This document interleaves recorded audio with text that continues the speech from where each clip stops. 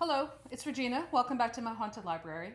Today I borrowed Batilda's veil, don't tell her, because I thought it was appropriate for the book that I'm going to be reviewing today, and that is Born to be Posthumous, The Eccentric Life and Mysterious Genius of Edward Gorey by Mark Dery. And this is a biography. It came out last year. I received this as a Christmas present, so thank you. You know who you are. I just finished it late last night, and I have a lot of thoughts about this book. So I've been a big Edward Gorey fan since I was a child, maybe 12 years old. And what happened, how I got corrupted, was my dad would take me and my siblings to the public library in our town every week. Now, while he did that, he went to the local bar, but that's another story. And he would drop us off, and that kind of started not just mine, but everyone in my family sort of like love of reading. And my father was also a big reader and also a big drinker. But you know, like I said, that's another story. Every week we would get out new books. Now, because it was a weekly thing, you know, I don't remember like reading all the books in a week. A lot of times I just like to stack them and stare at them and stroke them. But what I would do is every week while choosing my book, I would do like a wild card pick, where I would spin around and kind of reach out to randomly at the shelf. Now this would be in the children's section, and whatever my hand would land on, I would read that book. Now I did find the Hounds of Willowdale Chase, which is a great children's book that I've been meaning to reread that book. Maybe I'll stop by the library on the way home and my public library and see if they have it. I love that book. I found that way, and I found Edward Gorey's Amphigory that way. Now, I think it was misshelved in the children's section. And if you know Edward Gorey's work, you know that his work it's like impossible to categorize. And that's the beauty of it. And he, as a person, was also kind of impossible to categorize, as this book proves. And that is also the beauty of Edward Gorey. He was a true individual. He was an artist, obviously, a great illustrator and writer, and somebody who just kind of lived his life according to his own whims and interests, and what we would call maybe eccentric. Were just kind of him doing what he wanted to do, and I think there's something really great about that, and something just, I don't know, to me it inspires me to be even more that way, and not feel ashamed of it. So this book by Mark Dery is very good, very well-researched, extremely well-written. The man is very intelligent, that's obvious, very erudite, and gives a lot of good insights into Edward Gorey's life, starting from when he was a child, kind of grew up in the Midwest, kind of a privileged background. He was born in the 20s, mid-20s, and he was an only child. His father left his mother to run off with the woman who played the Spanish singer in Casablanca, which is kind of an interesting little side note. And he went on to go to Harvard and was friends with Frank O'Hara, the poet. And he was kind of like in an interesting group of intellectuals in Boston. And then he got a job in New York as an illustrator at a publishing house, and I think it was Putman.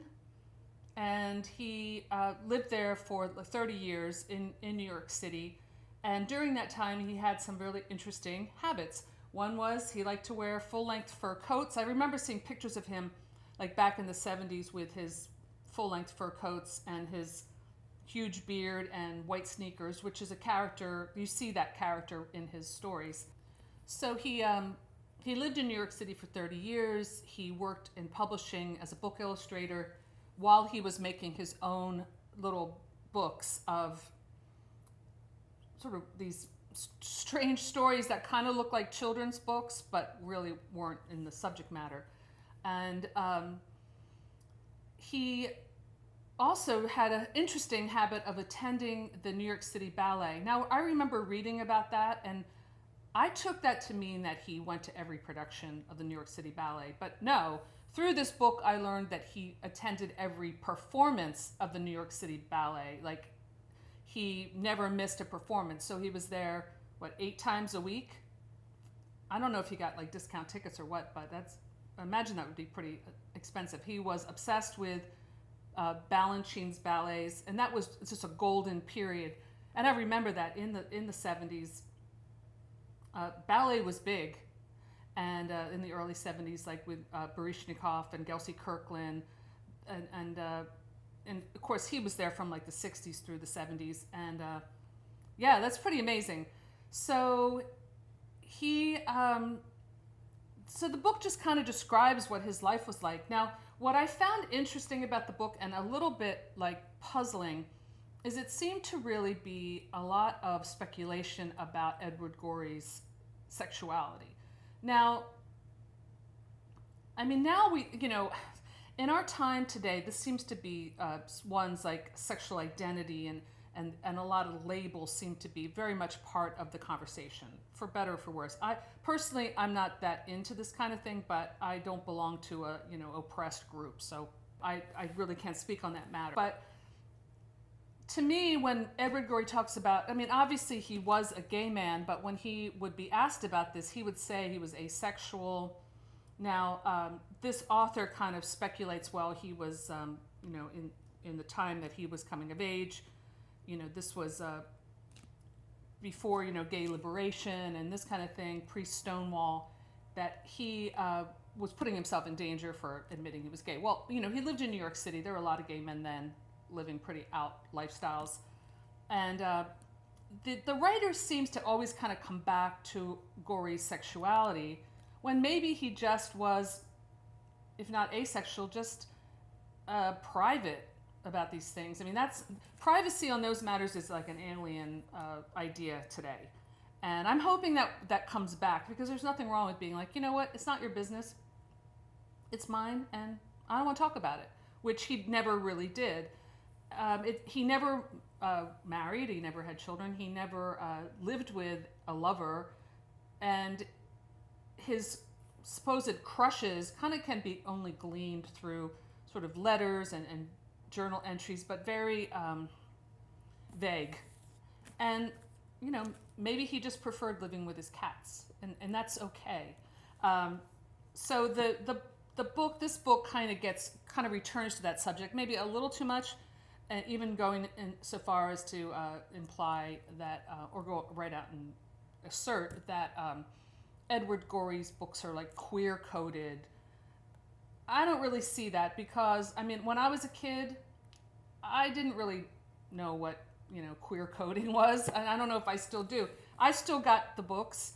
Yes, he has some references to gay, relationships in kind of a tongue-in-cheek way with his some of his androgynous characters. Certainly his book, The Curious Sofa, gets into that, different couplings, but just as much as he has gay men, he also has vampy women and all kinds of these recurring dramatis personae in his work, and that's one thing I really love about it. So I don't really agree with the writer on that so much. In fact, he does come back to that theme at the end in the final chapter. So I'm just going to take a moment, if I can find my glasses. So towards the end of the book, Mark Dery does return to the subject of Gorey's enigmatic sexuality. So I'm just going to read a little section of that for your enjoyment. Gorey's own preference, of course, was that he be seen not as a type, a gay artist or even an artist, but as an individual. What I'm trying to say, he told Solade, is that I'm a person before I am anything else. His response reads, in historical hindsight, as a rebuke to identity politics. From our historical vantage point, when the cultural battle lines are drawn over issues related to racial, religious, sexual, and gender identity, all complicated by the question of class, Gorey's remarks seem blithely entitled. Okay, so I see what he's getting at, but I do think that there are some people who just don't want to identify as a certain group, and it's okay. I think it's okay, and you shouldn't be pressured into doing that. One thing I really admire about Edward Gorey, and this book kind of sums up in the last couple of pages, is that he remained an enigma, and it was his right to do so. If you really want to know about him, look at his work. And that is what we're going to do now. This is from my copy of The Willowdale Hand Car by Edward Gorey, and this is a signed copy I got at the Gotham Book Mart, which is the bookstore I've talked about before in this channel that was where he got his start. And I might just do a whole video just about the Gotham Book Mart because it was so amazing. So I'm going to read The Willowdale Hand Car and show the pictures as I read. So that's how I'm going to end it, and we're going to cut to it right now. The Willowdale Hand Car, or The Return of the Black Doll, by Edward Gorey. One summer afternoon in Willowdale, Edna, Harry, and Sam wandered down to the railroad station to see if anything was doing.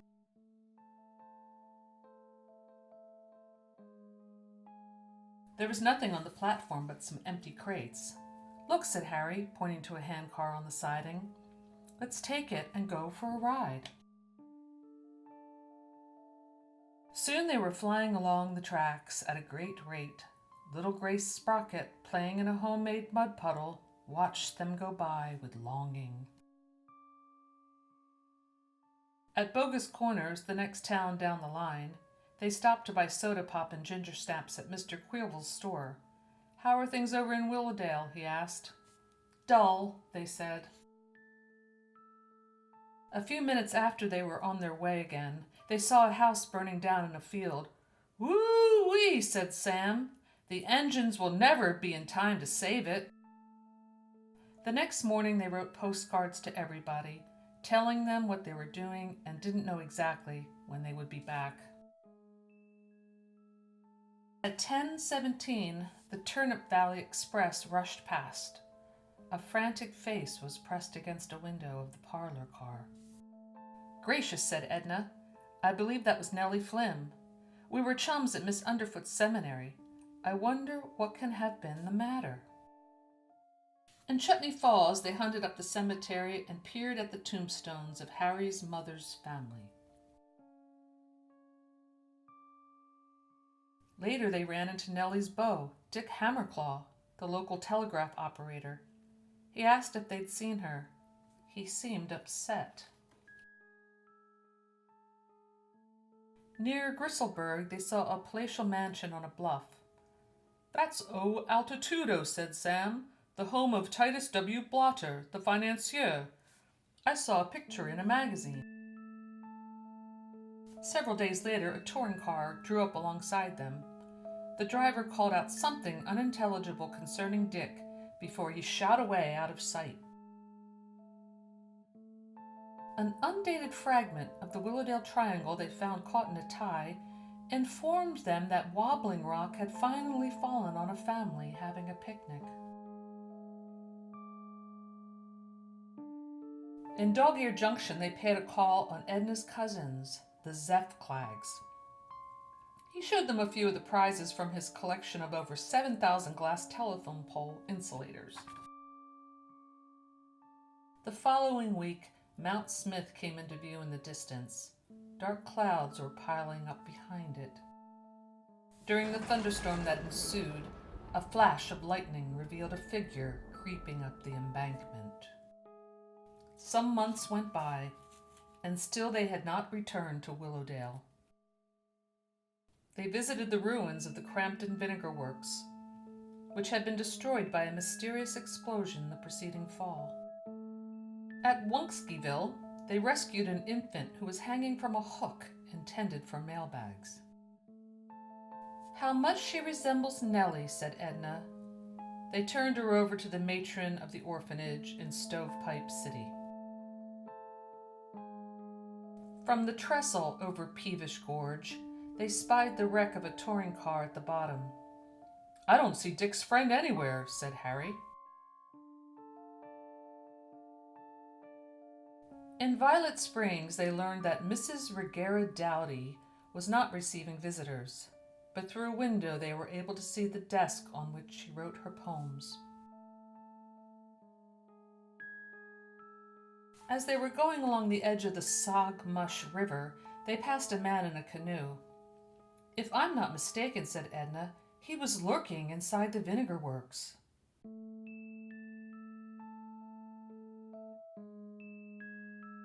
Between West Elbow and Penetralia, They almost ran over someone who was tied to the track. It proved to be Nellie. Despite their entreaties, she insisted on being left at the first grade crossing, where she got on a bicycle and rode away.